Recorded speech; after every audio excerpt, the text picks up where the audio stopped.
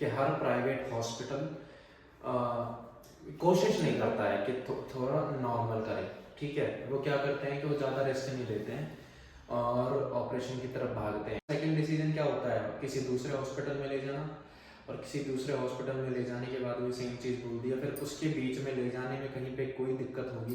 एक दिन मतलब कि 10-12 घंटे तो ना बिल्कुल वो सुन से रहते हैं, पैर कुछ पता ही नहीं लगता, और स्टिचेस में पेन कभी होता ही नहीं है। पेन होता है स्टिचेस के ऊपर जो वॉर्म होते हैं जब दो अनजाने अजनबी। Hello guys, welcome back to my channel. स्वागत है आपका आज के ब्लॉग में। सो गाइस, आज के ब्लॉग की शुरुआत करते हैं।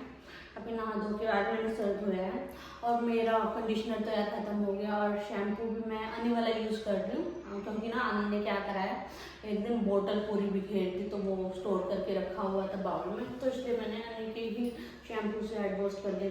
फिर ना मेरे अभी भी उलझे पड़े हैं, कंडीशनर से सुलझे रहते हैं बाल। सो बस उसको इग्नोर करते हैं बालों वाली बात को। आज ना इम्पोर्टेंट टॉपिक पे बात करते हैं। अब वो टॉपिक क्या है, जैसे आज मैं पूरी कमेंट्स पढ़ने वाली हूँ। जैसे कल जो मैंने ब्लॉग डाला था life after C section delivery, so बहुत सारी कमेंट्स आई, और सच्ची में मैंने बोला था कि मेरे को हेल्प मिलेगी उन कमेंट्स से, और सच्ची में मिली बहुत।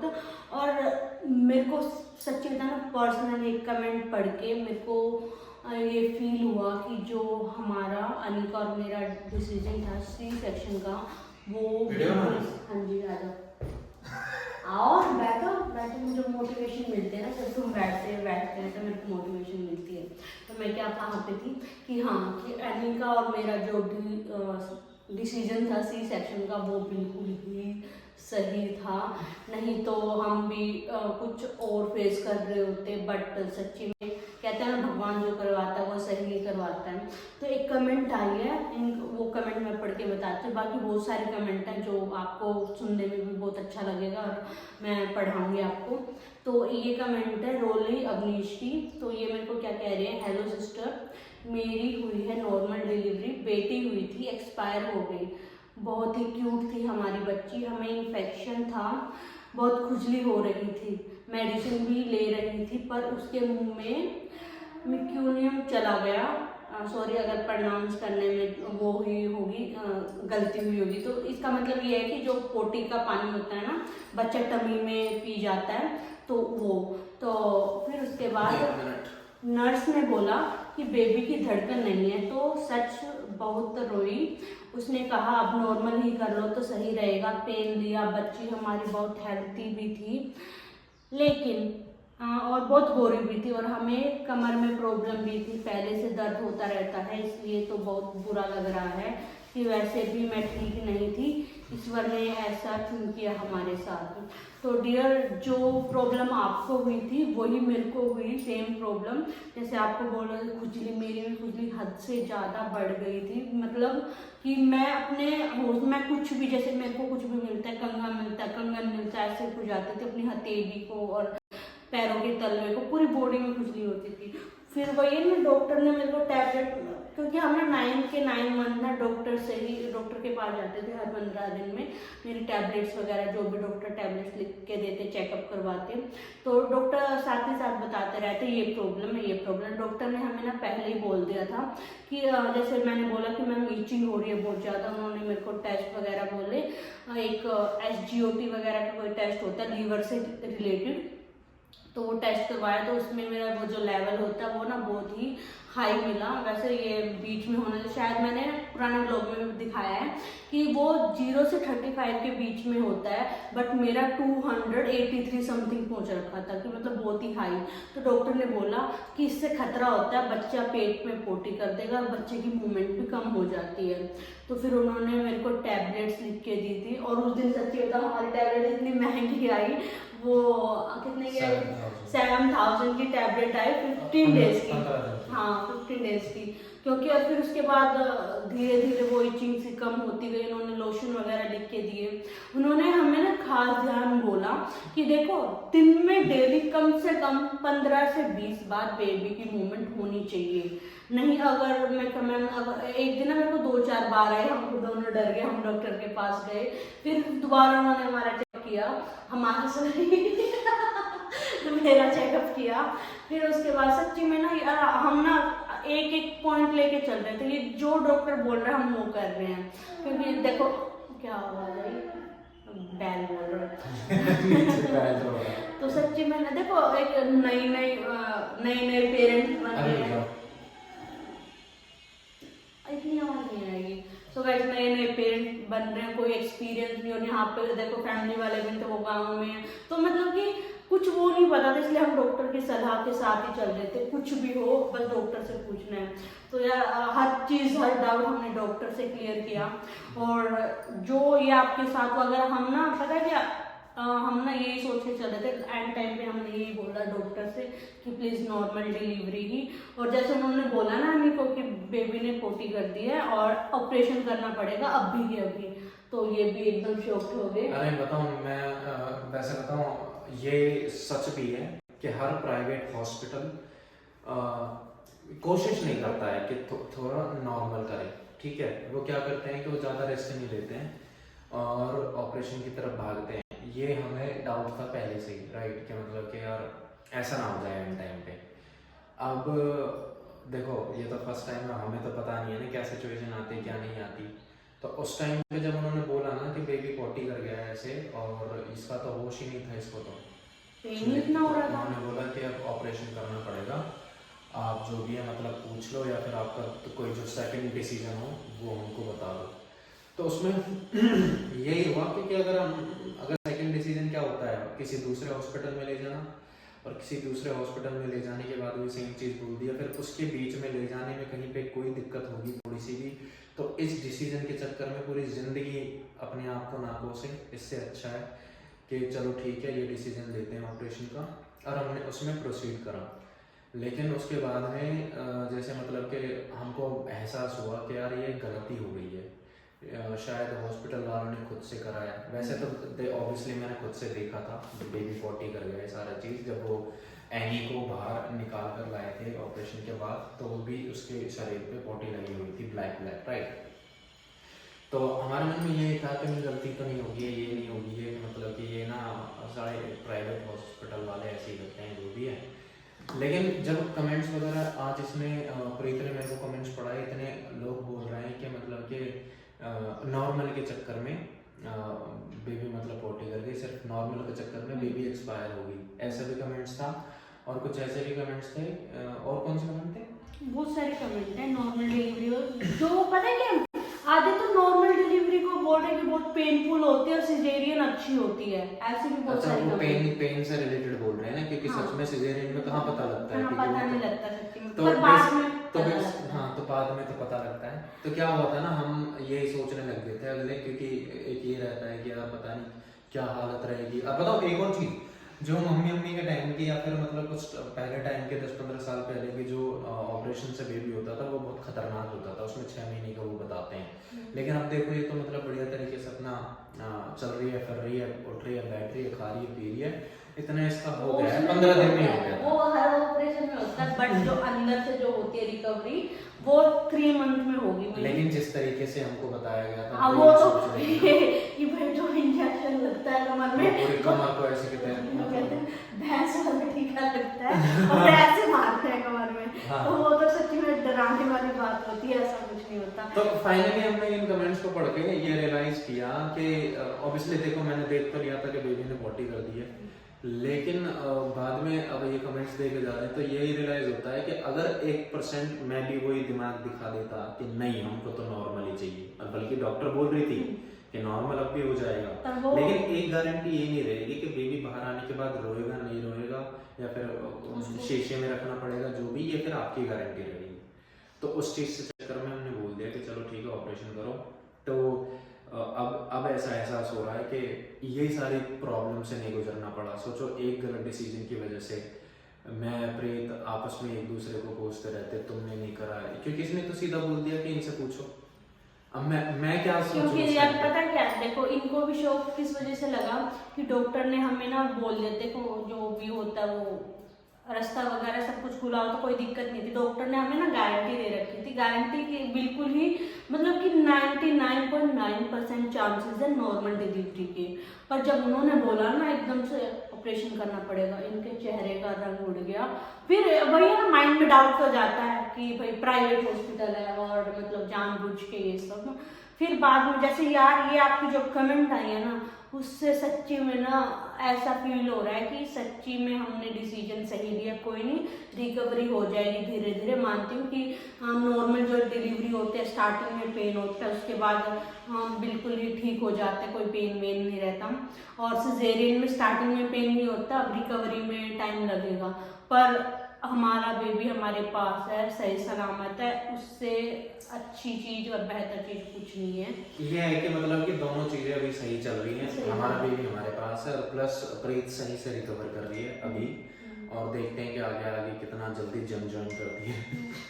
इसने ना उस पहले बोल दिया था कि मैं 3 महीने में पतली हो जाऊंगी, पर वो मैंने इसलिए बोला था कि कहीं नॉर्मल डिलीवरी में कहते हैं ना कि महीने के अंदर उठ के खड़ी हो जाती हैं, ऐसा ऐसा। पर सिजेरियन का नहीं पता था। बट कोई नहीं, देखते हैं क्या रहता है। और वैसे बहुत सारी कमेंट मैंने ये देखी कि अभी आपको पता नहीं चलेगा पेन का, बाद में आपकी कमर में पेन रहने लगेगा, सर में पेन रहने लगेगा।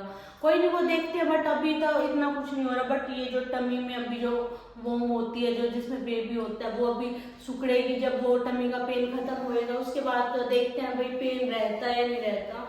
मेरे को लगता है ना, जहाँ तक अगर हम रिकवरी के टाइम में रेस्ट करें तो शायद कोई पेन वेन नहीं रहता। क्योंकि कमेंट्स में बहुत सारी हैं ऐसी कि भाई अगर आप रिकवरी के टाइम पे रेस्ट करो ना अच्छे से तो बाद में कोई दिक्कत नहीं होती। और जिनको ये दिक्कत हो रही है ना, शायद उनको हो रही है जो उस टाइम पे रेस्ट नहीं कर रहे होते हैं। तो शायद आपको इस वजह से दिक्कत हो रही होगी। तो कुल मिला के अगर मतलब कि जैसे प्राइवेट हॉस्पिटल में हो, अगर आप डॉक्टर कह रहा है कि बेबी पॉटी कर गया है और आपको दिखा भी रहा है, तो उस पर भरोसा कर लेना। एक उस सोच के जरिए जैसे हम बता देते हैं कि नहीं ये तो नॉर्मली होते हैं, ये तो अपना ट्रिक लगाते हैं, वो लगाते हैं, कि ऐसा भी नहीं सोचना चाहिए। हाँ, ट्रिक लगाते हैं। ट्रिक क्या लगाते हैं कि वो कभी मेहनत नहीं करते पेशेंट के साथ में, वो खुद से मेहनत नहीं करते कि मतलब कि नॉर्मल हो बच्चे को। वो कोशिश करते हैं कि इतने केस कोई दिक्कत आ रही है, कोई रिस्क है तो वो रिस्क नहीं लेते। तभी तो बोलते हैं कि प्राइवेट हॉस्पिटल्स में 100% एक्यूरेसी होती है। मतलब कि वो क्या करें, बेबी और माँ को सही रखने की कोशिश करते हैं वो। और गवर्नमेंट में हाल क्या होता है कि मतलब कि अगर 10 माँ अपने बच्चे को जन्म दे रही है तो उसमें से एक में दिक्कत हो ही जाती है। तो ये दिक्कत डॉक्टर ना हमेशा से हमें यही बोलती आई थी कि मतलब ये भी बोल रही थी आप नॉर्मल डिलीवरी के पीछे क्यों भाग रहे हो, आप ये क्यों नहीं सोच रहे बेबी और माँ दोनों सही सलामत रहें। तो गाइस इस कमेंट का यहीं पे अंत करते हैं और बाकी कमेंट्स पढ़ते हैं हम। एक कमेंट है स्वाति सृष्टि, मेरा भी 8 मार्च को ही सी सेक्शन हुआ है, मैम बताओ आप क्या खाते हो। फोन आया। ठीक है, तो डियर मैं क्या खाती हूँ, देखो अभी तक तो मैं क्या खा रही थी, सुबह चाय और चाय के साथ क्या कहते हैं, एक ना मेरी नमकीन है बेसन वाली, वो खा लेती हूँ थोड़ी सी, क्योंकि मेरे को ना खाली चाय ना अच्छी नहीं लगती। फिर उसके बाद मैं प्रोटीन वाला दूध पीती हूँ, और क्योंकि डॉक्टर ने प्रोटीन जो लिखा हुआ था वो वाला प्रोटीन वाला दूध पीती हूँ। फिर उसके बाद दिन में मैं फ्रूट्स वगैरह खा लेती हूँ। और मतलब ये स्टार्टिंग के 1 वीक की वाली बात बता रही हूँ मैं। और फिर उसके बाद शाम को खिचड़ी। फिर जब वो छठी हुई थी ना, छठी वाले दिन मेरे को ना 2 रोटी मिली थी, 2 नहीं 1 रोटी मिली थी खाने को, और थोड़ा सा हलवा मिला था खाने को। फिर उसके बाद अब मैं धीरे धीरे एनी को लेके उठ गई। तो उसके बाद धीरे धीरे जैसे अभी मेरे को आज मैंने क्या खाया कि अभी सुबह से मैं चाय पी, वही नमकीन थोड़ी सी। फिर उसके बाद मैंने अपना 1 गिलास दूध और देसी घी एंड अब मतलब ये बोलते हैं कि स्टार्टिंग में घी वगैरह हैवी चीज नहीं खानी चाहिए, क्योंकि फिर क्या बोलते हैं दिक्कत देती है हैवी चीज, और फिर फैट एकदम से गेन हो जाता है। ये वाला फैट बड़ी मुश्किल से रिड्यूस होता है। तो अभी 20 मतलब जब 1 महीना हो जाएगा, फिर जो भी जो वो जच्चा वो देते हैं जापे में, जो नॉर्मल डिलीवरी होती है, लड्डू वगैरह ये सब फिर मैं खाना स्टार्ट कर दूँगी 1 महीना कंप्लीट होते ही। अभी एनी को 19 आज कितनी डेट है 27, आज एनी को 90 डेज की हो गई है 19, तो कल 20 डेज की हो जाएगी। ठीक है ना, कल आने 20 डेज की हो जाएगी। एक महीने बाद मैं ये सब धीरे धीरे खाना स्टार्ट कर दूंगी, जो भी नॉर्मल खाना। देखो मैं रोटियां नहीं खा रही, कहते हैं ज़्यादा रोटियां नहीं खानी चाहिए, बच्चा मिठाई वगैरह लेता है, इस वजह से मैं ज़्यादा रोटियां नहीं खा रही।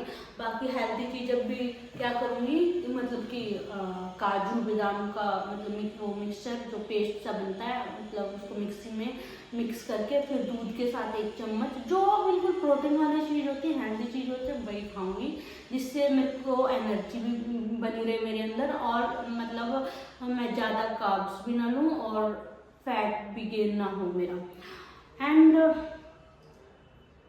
देखो किसी ने बोला है कि घी ले सकते हैं ऑपरेशन होने के बाद, 15 डेज के बाद खा सकते हैं घी लड्डू, सब मैंने भी खाया था, उससे कमजोरी नहीं होती है। पूनम यादव जी बोल रहे हैं। हाँ जी डियर, आप सही कह रहे हो, पर जैसे 15 डेज की जगह मैं 1 मंथ कर रही हूँ, पर अगर और क्या कहते हैं, जैसे मेरे टाँके डिजोल्व होने वाले हैं तो शायद उनमें इतनी प्रॉब्लम भी नहीं होती, पर ये कहते हैं जो टाँके कटने वाले होते हैं ना, उनमें प्रॉब्लम्स होती हैं, शायद होती होंगी, क्योंकि पुराने ज़माने में जो ऑपरेशन होते थे ना, उनका जिनका भी रिव्यू सुनने को मिला ना, तो कहते हैं कि भाई थोड़ा पेनफुल होता है, पूरी लाइफ पेन रहता है, कमर में दर्द ये सब रहता है। तो किसी ने बोला है हाँ कि कुछ नहीं होता, और ये कौन है, साइंस एजुकेशन विद कोड, मतलब ऐसा कुछ बहुत ही लंबा लिखा हुआ है।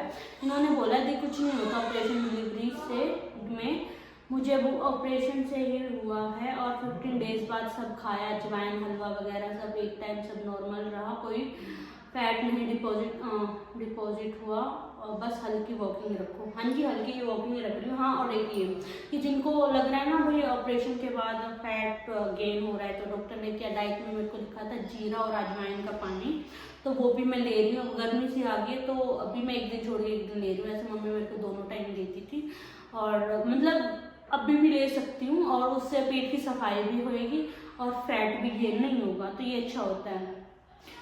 तो कोई पिंकी कुमारी है, वो क्या कह रही है, स्टिचेस में तो पेन होता है, नॉर्मल डिलीवरी में भी, मेरी तो दोनों नॉर्मल हुई है, बट फर्स्ट डे डिलीवरी में स्टिचेस में बहुत पेन होता था, सेकंड में तो पता ही नहीं कब दिन निकल गए, मतलब शायद उनकी फर्स्ट डिलीवरी में के स्टिचेस लगे थे ना जो, उनमें पेन होता था, और फिर सेकंड में तो मतलब सेकंड डिलीवरी कोई कहता है कि भाई इजी होती है, और कोई कहता है कि सेकंड डिलीवरी फर्स्ट वाले से मुश्किल होती है, वो भाई सबका अपना अपना एक्सपीरियंस है।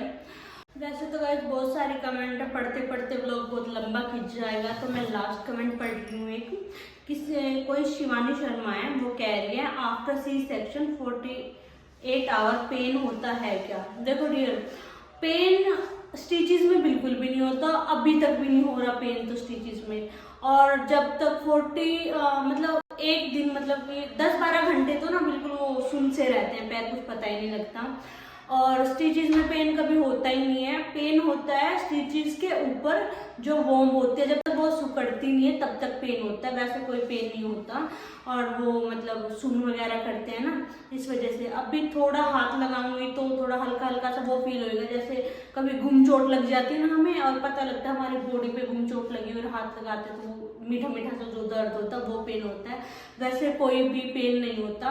हाँ, थोड़ी तकलीफ होती है उठने वगैरह में, वो भी पेट की वजह से, स्टिचेस की वजह से कोई दिक्कत नहीं होती। बाकी ये बोल रहे हैं कि भाई जब स्टिचेस वगैरह ठीक हो जाते, रिकवरी हो जाते, तो बॉडी वगैरह में, कमर वगैरह में पेन रहता है। देखो वो एक्सपीरियंस अभी मैंने किया नहीं है, तो जितना मैंने एक्सपीरियंस किया उतना बता रही हूँ। मेरे को तो सच्ची बताऊँ ना, नॉर्मल डिलीवरी से अच्छी ये सी सेक्शन लगी, क्योंकि नॉर्मल डिलीवरी में हद से ज़्यादा पेन होता है, जितना पेन जैसे 5 घंटे मैंने पेन लिया, और सी सेक्शन में पता भी नहीं लगा। तो गाइस यही मेरा एक्सपीरियंस है। बाकी बहुत सारे कमेंट है, धीरे धीरे मैं इनका रिप्लाई करूंगी। अभी इतना ही। सो गाइस ये वाला ब्लॉग हम यहीं पे समाप्त करते हैं, और बाकी आप भी अपना एक्सपीरियंस शेयर करते रहना, मैं कमेंट्स में जरूर बताऊंगी सबको। तो guys ta ta bye bye, signing off now.